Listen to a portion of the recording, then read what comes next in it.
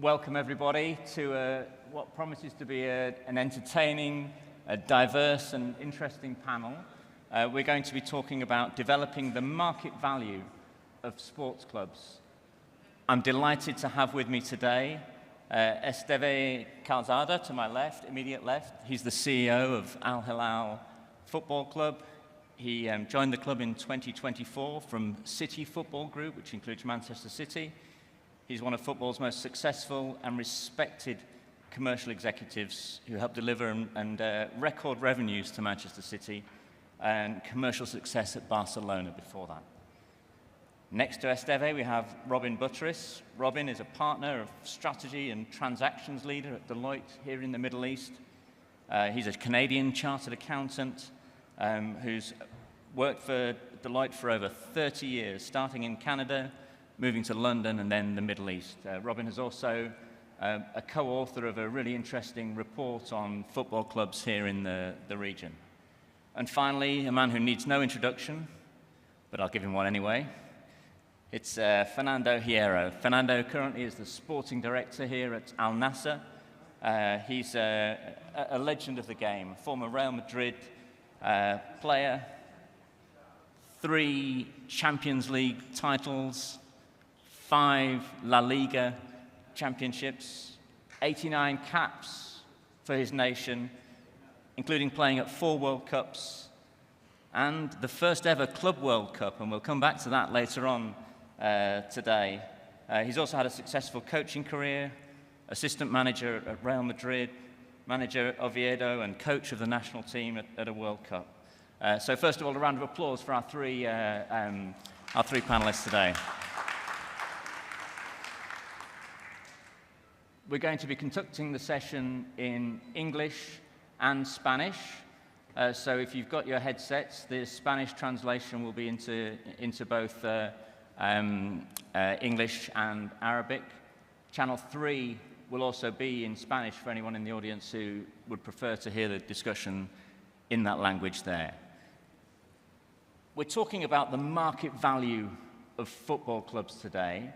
And so we're going to touch on a broad number of topics. We're going to start on the field of play and then gradually move off the field of play to sponsorship, to media rights, and hopefully some technology as well that Robin will talk to us a little bit about. So if we're going to start on the field of play, where better to start than with Fernando, fresh from a victory for his team over Esteve. That's why I put Robin between them today, so we keep them apart. So Fernando, you're here, you're involved with Al-Nassr Football Club. We're talking about the value of football clubs. How important within that is on the field of play? And is it just about winning matches, or is it also about the style in which you play that can build the value of a club over time? Buenas tardes a todos, un placer estar aquí. Esa es una buena pregunta, ¿no? Para mí el fútbol al final todo depende cómo pasa dentro del campo, del terreno de juego, cuáles son las circunstancias y a partir de ahí el proceso a llegar a la gente, ¿no? Yo creo que el valor de un club evidentemente pasa por estar dentro del proceso de lo que pasa dentro del campo, pero también de tus valores y lo que tú refleja a la sociedad, al mundo, la imagen que tú quieres dar, ¿no? El fútbol hoy día más que nunca se ha vuelto algo social, algo internacional, algo mundial, algo que realmente llega al mundo entero, ¿no? No es solo ya lo que pasa en el campo, ¿no? Sino la visión que tú tengas de tu club, la visión que quieras darle a tu club, la internacionalidad de la marca, ¿no? El fútbol en mis tiempos, hace 30 años, era un fútbol más normal, un fútbol más deportivo, por llamarlo de alguna forma, y nos estamos dando cuenta que en estos tiempos el fútbol es algo más que un deporte. Thank you. I just want to check for a moment there that the Spanish to English translation is working for everybody. I don't know if there's anyone technical in there that can just advise on that one, but I think perhaps we're just waiting for that to really kick in. There's also some quite significant feedback, I know, on the English language channel at the moment there, so perhaps there's a technical piece that we need to look into. Esteve, I'm going to just pause on that on the field stuff for now and take us to the edge of the field, if you like, and talk a little bit about some of the things that come around the edges of the football field, and we'll come back to that on the field stuff as we get that Spanish translation up and working. So, Esteve, you've come from a commercial role at City Football Group. Now you're here at Al Hilal. What are the main drivers of value for you off the field of play? Where do you make your money as a business at Al Hilal? First of all, good morning. Thanks everyone for coming. I guess the drivers of value in the football industry, at least the identification of those drivers, are more or less the same all over the world. And then, of course, depending on the nature of each market, it can change a little bit, right? And you could argue that normally the structure of revenues in a football club used to be called like one-third, commercial, ticketing and broadcasting rights. Here it works slightly different, although the drivers are pretty much the same.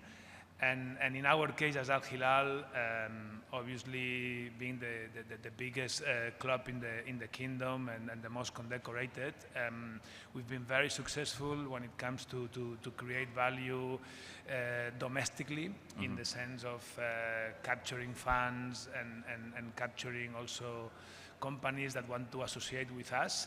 And in that respect, what we are now looking forward is to becoming more international, right? In the sense of, and of course the number of players that came from abroad helps, but also pitch success helps a lot.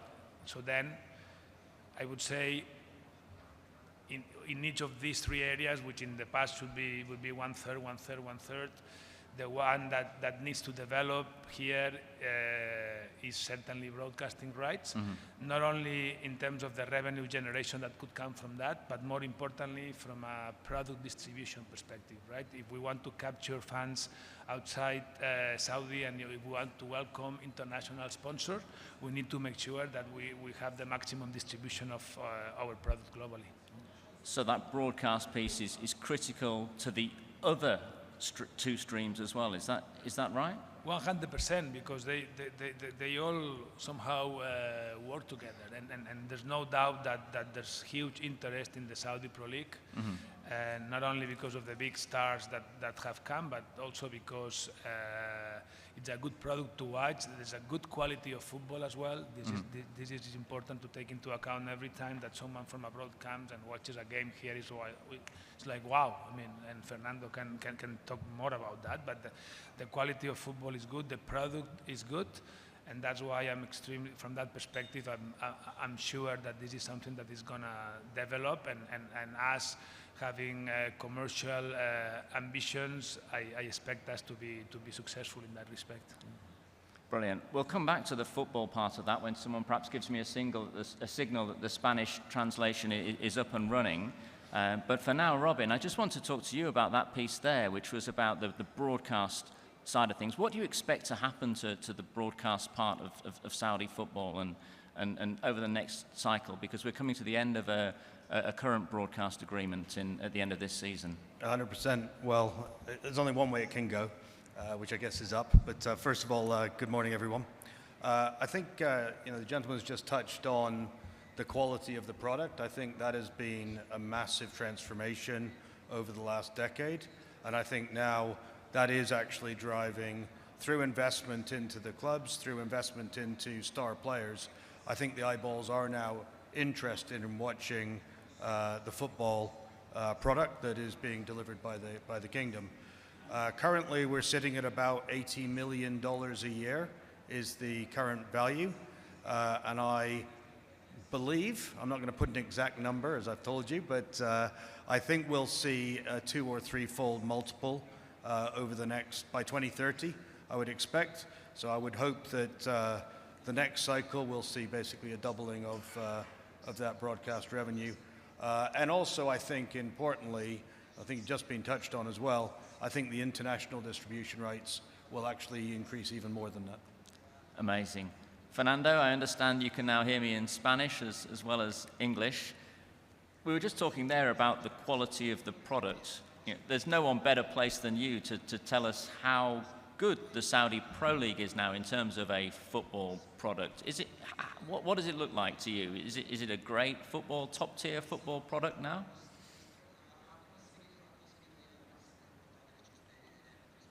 Bueno, yo creo que lo más importante es saber y entender el proyecto. Para mí es muy importante saber y entender el proyecto, saber dejarlo en el espacio del tiempo. Yo creo que es muy importante. Un proyecto similar a este, no, evidentemente, con una situación tan importante, una visión tan...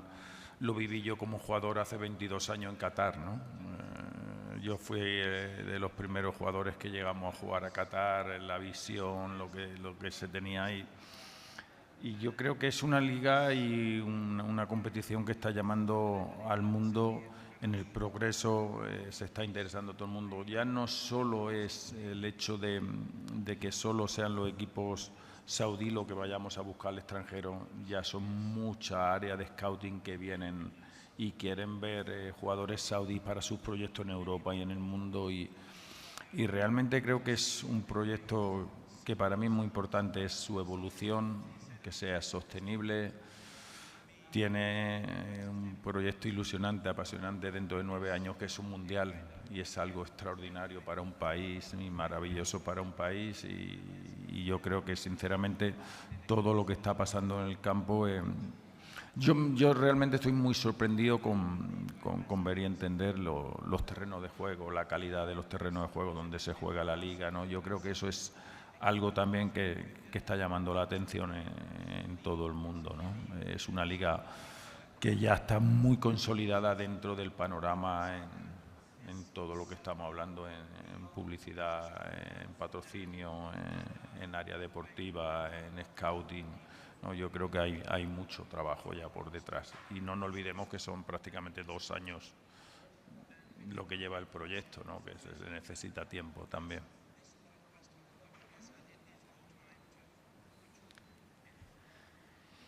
And it's really interesting, in 2023, the league spent, or teams in the league spent $957 million worth of money on transfers.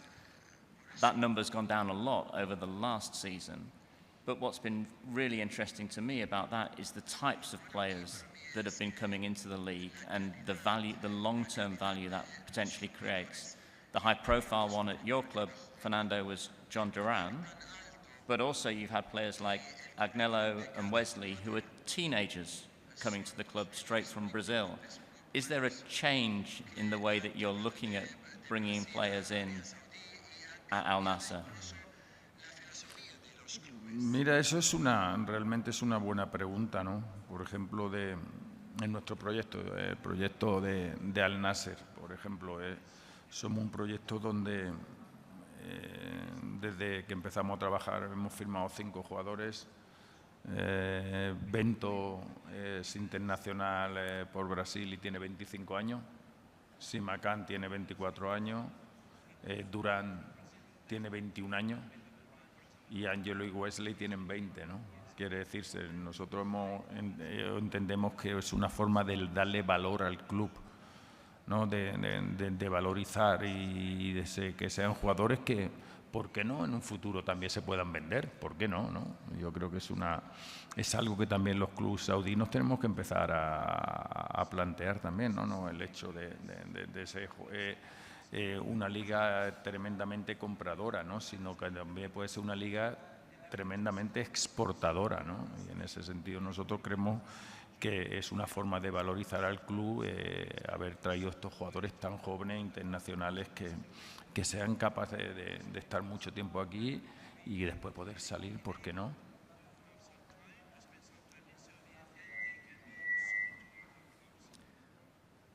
Robin, your organization, Deloitte, produced the football money league. I think that's the right name for it, every year. Is it feasible, do you think, for clubs from this region to be making money not just from the 3 revenue streams that Esteve talked about, but also from selling players?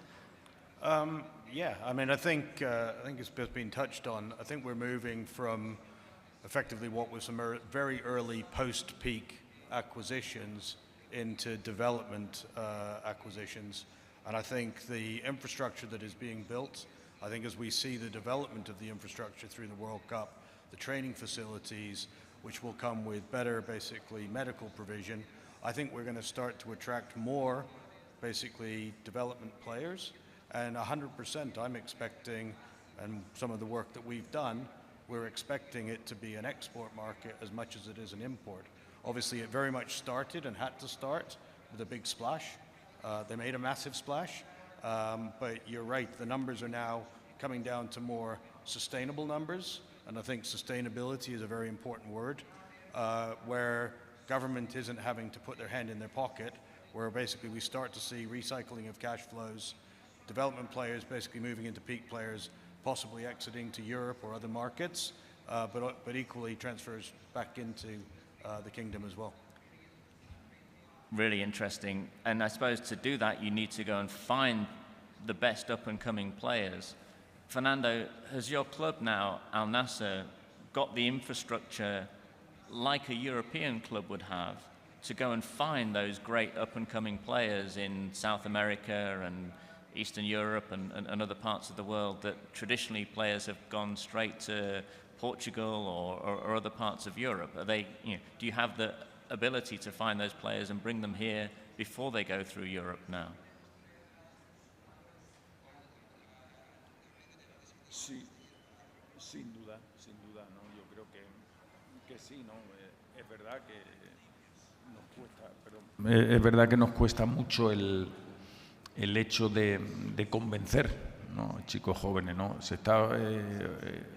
Es que la gente joven está empezando a entender que esta es una liga que va mucho más allá, ¿no? La exigencia, los grandes partidos que hay, el seguimiento que tienen a nivel mundial, que creo que es muy importante, el seguimiento que se tiene hoy día en todas las televisiones, el seguimiento que se tiene de la Liga Saudí en el mundo, el interés que hay por la Liga Saudí en el mundo, y los chicos, el mundo del fútbol, el mundo del marketing, el mundo de la sponsorización están empezando a entender que ¿por qué no? Es una liga que puede ser una transición, ¿no? de jugadores de Sudamérica, de Brasil, jugadores europeos que vengan, hagan un proceso y luego vuelvan a esos países, ¿no? Yo creo que sin duda ninguna va a depender mucho de la capacidad que tenga el proyecto en general, que es un proyecto joven, de cada día seguir evolucionando, ¿no? Aquí el compañero decía, pues sí, pues las infraestructuras serán importantes para convencer a que los jugadores jóvenes, los estadios serán importantes, el hecho de estar en un mundial es importante, todo suma, ¿no? a que nosotros los clubes pues tengamos más posibilidad de convencer a esos chicos, talentos jóvenes, que vengan con nosotros para después exportarlo al mundo, ¿no? ¿Por qué no? Yo creo que estamos en la línea.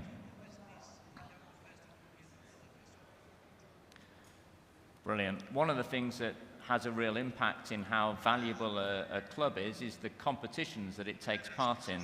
Robin, I was looking at your Deloitte's Football Money League today, and a couple of things that really stand out from that are the teams that move up and down near the top of that league. It's often about whether they're in the Champions League or they're not, so a team will move down quite a lot if they lose out on that Champions League income. 29 of the 30 top clubs are also in Europe, which is a big factor. And then in that top 20, a lot of them are, let's call them mid-ranking Premier League clubs, and a big reason for that is because of the Premier League broadcast revenue, right, which is much higher than other European leagues. What I'm interested in here, from perhaps you first, Robin, and then Esteve, is really the balance of the different competitions for clubs here in Saudi Arabia. So you have your domestic competitions, but you also have clubs like Al-Nassr and Al Hilal taking part in continental competitions, so the AFC events. And then this year, we have a revised FIFA Club World Cup, in which Al Hilal will take part, and there's going to be $1 billion worth of prize money handed out around that event. I'm interested to know how that changes some of the dynamics, and we're going to explore that FIFA Club World Cup. But first of all, just perhaps, Robin, from you, the balance between those three, and what do you think about those and the relative importance of them to clubs here in this region today and potentially going forward? Look, it's, I don't think there's one answer to that question. It's a good question. I mean, ultimately, driving the top line is important, but I think also, and I'm not qualified on this, I think maintaining basically your team and the health of your team as well. And I think there is a lot of balance now as we see more fractionalization of effectively the events. Your domestic league, as you're talking about some of the other opportunities to make revenue, and now we're bringing on the Club World Cup, plus World Cups on top of that, and Euros. So I think there has to be a balance between, I think, driving top line, creating the development opportunities for your younger players, right? But also making sure that you maintain the health of the club.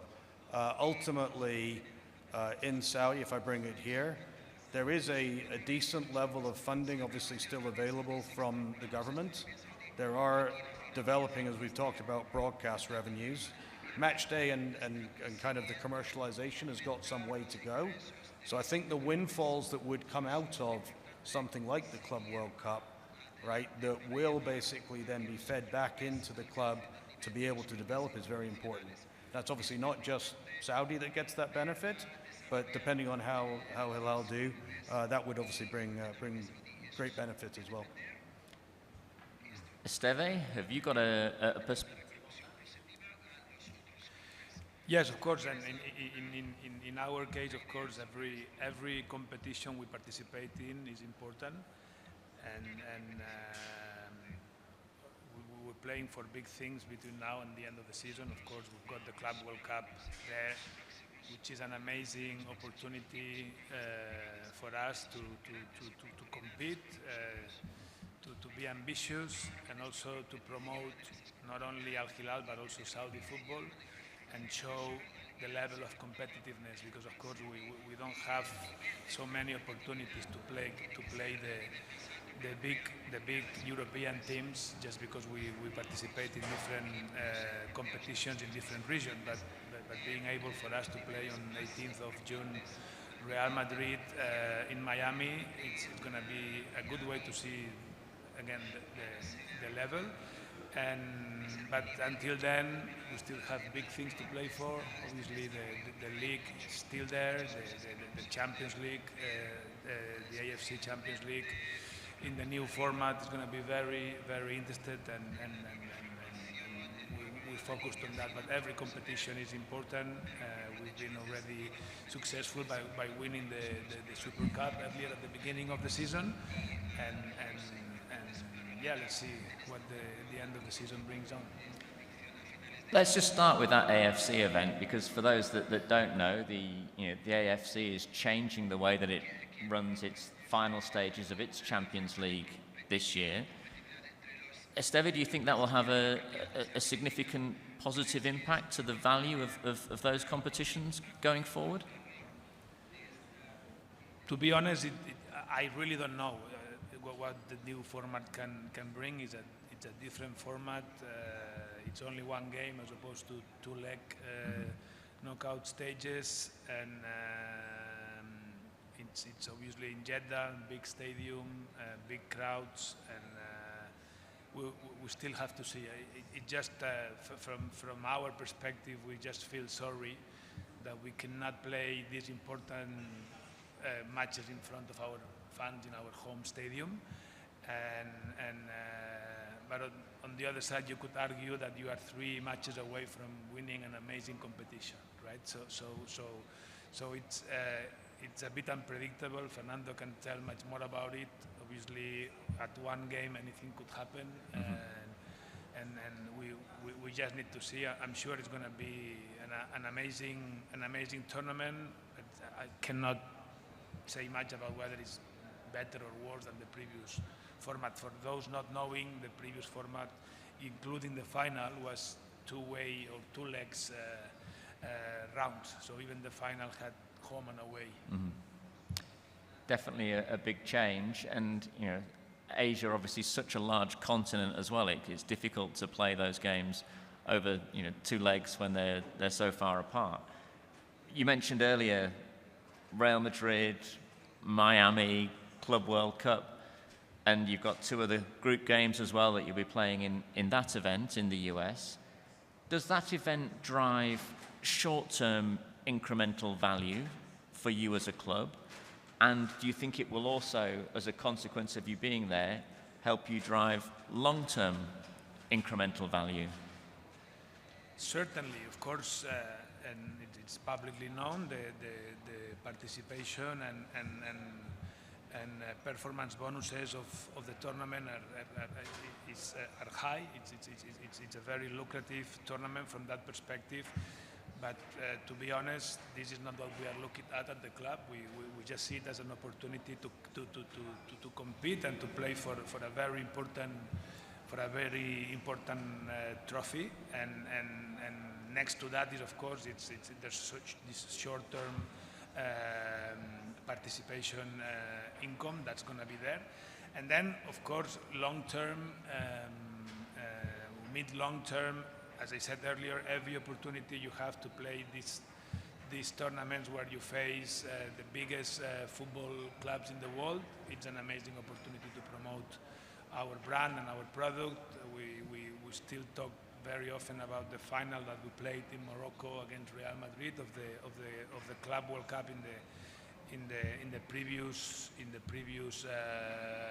format, and having been able to compete the game and even challenge Real Madrid to almost win it is something that resonated with our fans and was a bit of a statement, including making it to the final that would normally be played by a European and a South American club. So from that perspective, again, it's yet one more way to be seen, to promote our product, to capture new fans.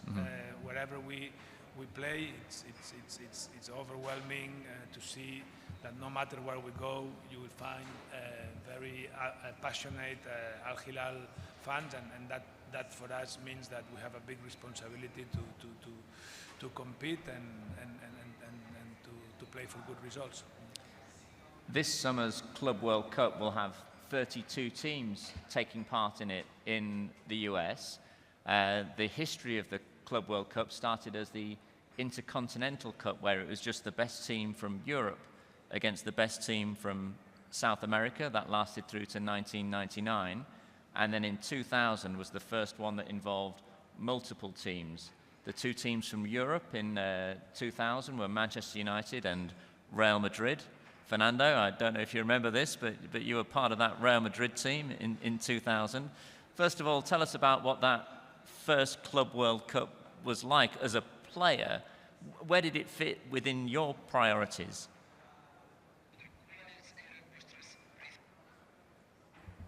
Bueno, nuestras principales prioridades siempre eran ganar, evidentemente, ¿no? Lo que pasa es que muchas veces hablamos antes de la globalidad del fútbol, hablábamos antes de hasta dónde quiere llegar el fútbol, hablamos antes de los sponsors, de todo lo que está rodeando al fútbol moderno, y 32 equipos se encuentran en Estados Unidos, casi los jugadores sin vacaciones y sabiendo y entendiendo que va a estar todo el planeta pendiente. Es un mundial, lo que significa un mundial de selecciones, ahora un mundial de club.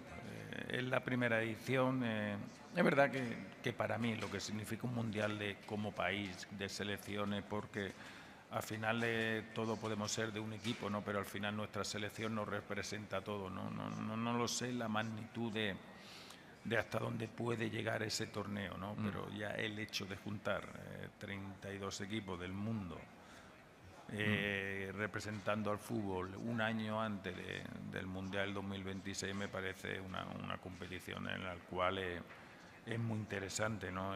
Saber y entender que también tenemos que pensar, o el fútbol tiene que pensar en la salud de los jugadores, pensar en un futuro de los jugadores, ¿no? Yo tengo la sensación desde luego que vamos metiendo mucha más cantidad o ponemos más jugadores dentro de una plantilla o más cambios, ¿no? Pero la verdad es que al ritmo que se juega hoy un partido cada 3-4 días es prácticamente imposible durante 11 meses, es imposible.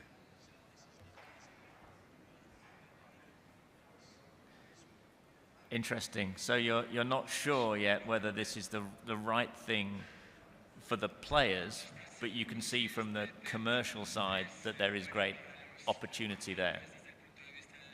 Is that right? No, comercial sí, pero yo creo que después de una competición tan importante a jugadores que prácticamente van a llegar sin pretemporada, ¿no?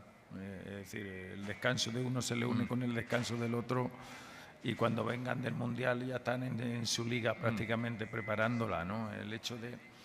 Yo creo que todos tenemos que ser conscientes de que al final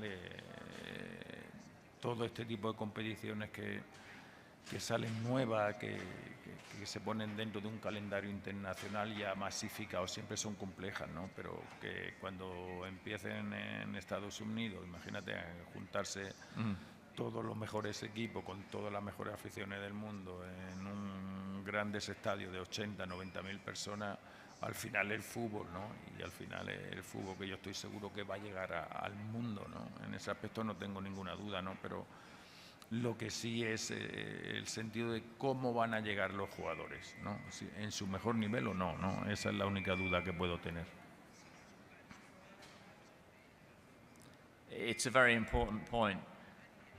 Robin, I'd like you to give a Deloitte perspective on this as well, the FIFA Club World Cup, and where you think it fits in with the wider football landscape. Look, I guess it is a massive windfall for the clubs. I think we've touched on the $1 billion of prize money, and I think those clubs that are competing are going to make a lot of money. I think there's been some very famous clubs, like I guess your ex-club, Man City, saying that they didn't want their players benefiting from it as well. But I do think for the smaller clubs, as I've touched on before, I think this is going to be a huge impact, and it will, I think, really provide a kind of a step change for investment into infrastructure, investment into their talent pool as well. That said, and I think across if I touch on kind of where we are and going back to the 3 streams of revenue that you get from domestic, the one thing that we have seen is basically a tailing off on the growth of broadcast income. And so, be it other competitions like this, be it other basically ways of making money, there is a continuous thirst for more revenue because that means that you can acquire better talent, which means that you can perform better, which means obviously as a football club you can compete at the highest level. So I think that, you know, we've got to get the balance right as an industry as to where do we balance player health, which you've touched on, and where do we basically balance effectively the commercial sides. And I think we're going to have to make some very good choices at a domestic level, at a regional level, and then I think at an international level. And when we get World Cup, certain things are going to have to fall away. Otherwise, we are going to see, I think, our best talent basically injured or exhausted or definitely not playing the best product. Interesting. We're going to move on now to some of the other commercial streams. You know, Esteve, you set that up really well for us when you talked about those 3 main ones. I'd like to move first into sponsorship. And from my perspective, Al Hilal has a fabulous portfolio of sponsors already. What do you do as a club to attract and retain those brilliant sponsors? Yes, of course, we're very proud and thankful to our sponsors,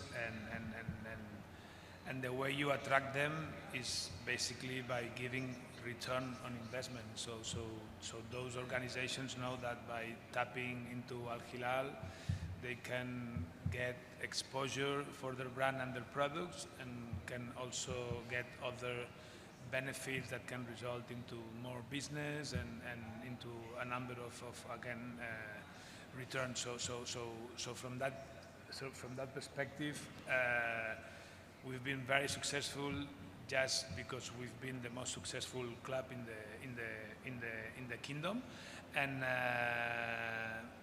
then, as I said, the challenge comes next when you have somehow commercialized the most valuable assets, which is normally defined by the presence on the kids playing and training, and the presence on the LED at the matches.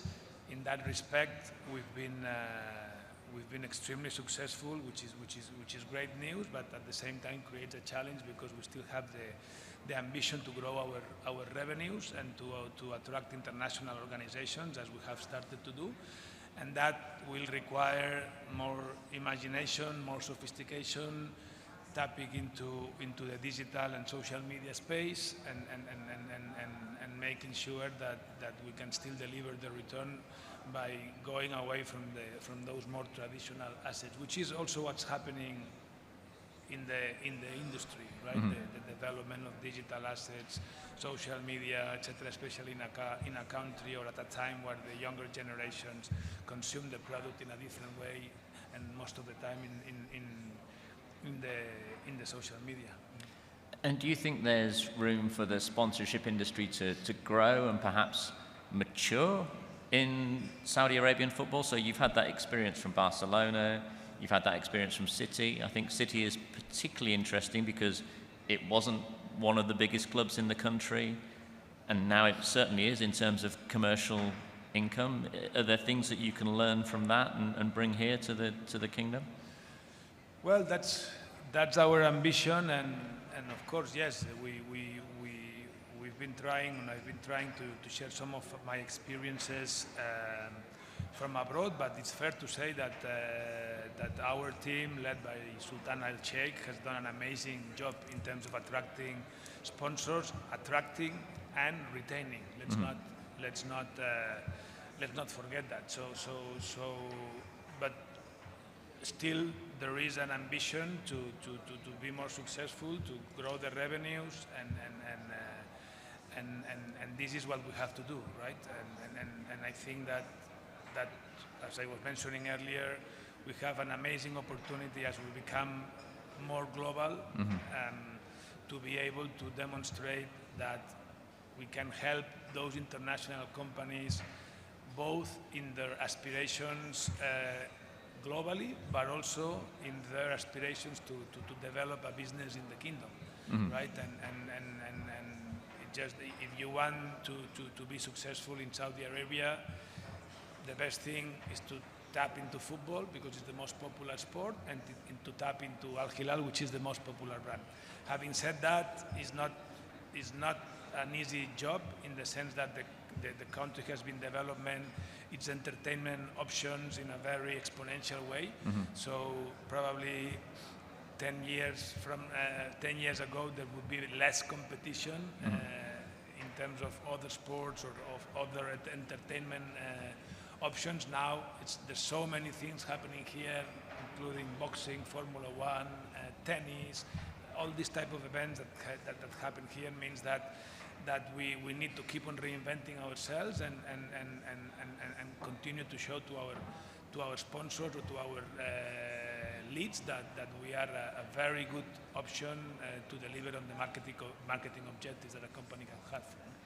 And I think that's really interesting. As a business, Rise, the one that I work for, we've done some analysis on the number of local brands versus international brands involved in football. We've seen a few that have started to come through now, like Samsung and Pepsi, who are both involved with the league there. This is a large consumer market, right, with over 30 million people living here. So there are undoubtedly consumer brands who are spending a lot of money on marketing, but perhaps they're not seeing football yet as a marketing channel through which they can reach audiences. But I think what you're saying there is this is a tremendous marketing channel because it's a primary passion point, and the big clubs in the SPL have these huge audiences that can be reached not just on match day but through social media and all of these things. Is that right? Certainly. And the sports marketing industry is booming in here with the arrival of all these brands and the work that they have to do to activate the sponsorship with the support of agencies such as your agency, Rise, right? So in that respect, the opportunity is big, and it's not different from the opportunity that you could find elsewhere. Interesting. Robin, the other stream we talked about there was match day, and obviously the stadium and the infrastructure that you have there is critical. We've talked about the FIFA Club World Cup in the US, but the big World Cup for all of us in this room is 2034 here in Saudi Arabia. There's going to be a huge amount of investment in infrastructure. Do you think that can start to filter through to the value of the clubs, and how quickly might we start to see that here in the region? So inevitably it will. I think now, and stadia are okay, but they're probably not world class. I think what will be delivered as part of World Cup will be world class. I think it will afford the opportunity for each team to actually have a home stadia as well, because right now there's a lot of shared stadia. There's 130-ish training grounds that will be delivered that are FIFA standard as part of the World Cup. That, I believe, will improve materially the training facilities. So I think everything that flows through I've got to believe, and knowing the kingdom, they will deliver the best stadia that will be digitally enabled, that will allow for the best fan engagement and the best fan journey, but also I think allow for the product to actually shine as well, not just during the World Cup, but afterwards. And I think one of the main points, and this is not a slight to Qatar, Qatar did not have the scale of football to be able to create the legacy, right? And I think one of the main opportunities that the kingdom has, given how pervasive football and broader sport is in the kingdom, is the legacy of the games, right? And being able to then take what are basically very, very large, well-equipped stadia and using that to enhance the value of basically the clubs as well. I think if you take a look at what Qatar did, right, they didn't have that kind of install base, and therefore the legacy is waning. I think in the kingdom we've got a huge opportunity, and it's one I know leadership are focused on, and I think it's only going to enhance the value of not just the Premier League, the Pro League, but I think also the lower leagues as well.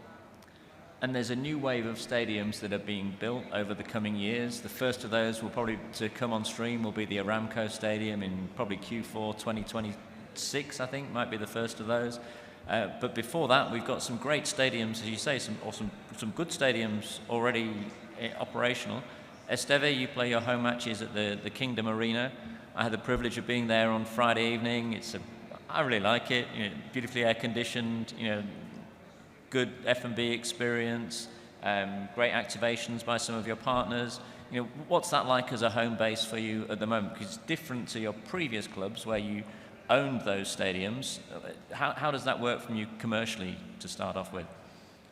Well, the very first thing which is fundamental for a football club to develop its brand and its marketing activities is to have a home. Okay, and in our case, our experience has been of playing in different stadiums depending on their availability, and that makes it different to build a loyal fan base, to build a hospitality product that you cannot play in the same game all the time. So we're lucky to have a long-term agreement to play in the Kingdom Arena.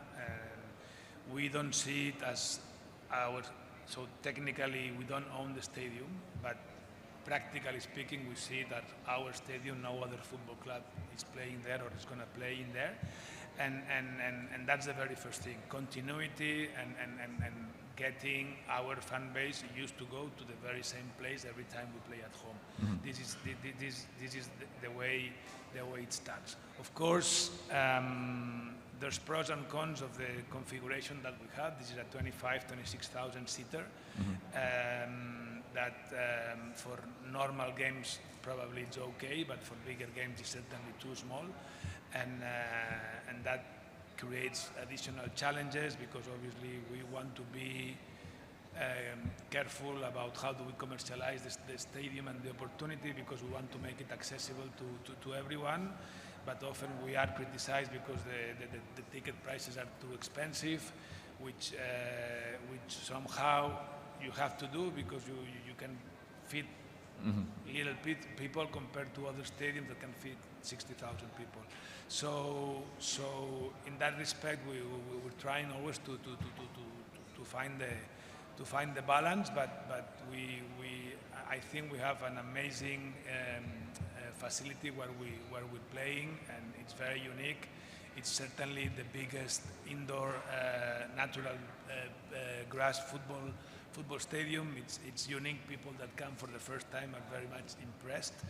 And as I say, for me, the most important thing is the fact that we have, ahead of what's going to come later, because it's been publicly announced that we will share a stadium with Al-Nassr at Al-Qidiyah when it's ready. But that's going to be some time from now. But for us, what I think is very good is to play our home games always in the same place and to be able to build the customer experience, the fan experience, the touch points, and hopefully make it make it our home, and ultimately having it to help us win games, because this is what it's all about at the end of the game, right? And are there things that you can do in and around that stadium to not only improve the fan experience over the coming years, but also generate more income from that income stream of match day revenue? Well, the thing is, from a match day perspective, there's not much more that you can do because you are at the maximum of your capacity. We see that we recently expanded it, and it's quite impressive. You know, the big stand. It fits thousands of people, and again, we are now at 25,000 people. So it's not so much how to commercialize it more aggressively, because it's pretty much sold out every game. It's the same a little bit with hospitality, and probably it's more about looking at other types of revenues like non-match days. What is it that we could do? Because as I say, from a match day perspective, there's not much more that we can do, and certainly we want to be very cautious with the price that we put for our matches. And yeah, you can have some marginal revenue growth, but for us it's more about making sure the stadium is sold out on a regular basis, that those that buy tickets show up. This is another challenge that we have.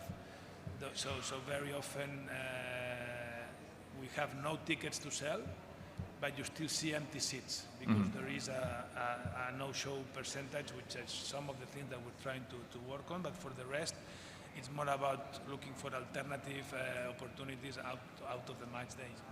Brilliant. And look, a final question as we bring this panel to a close to Fernando.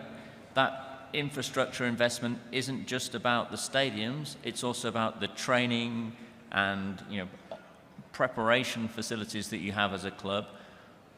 How important is that, and what are you seeing in terms of the quality and the development of those facilities here in Riyadh?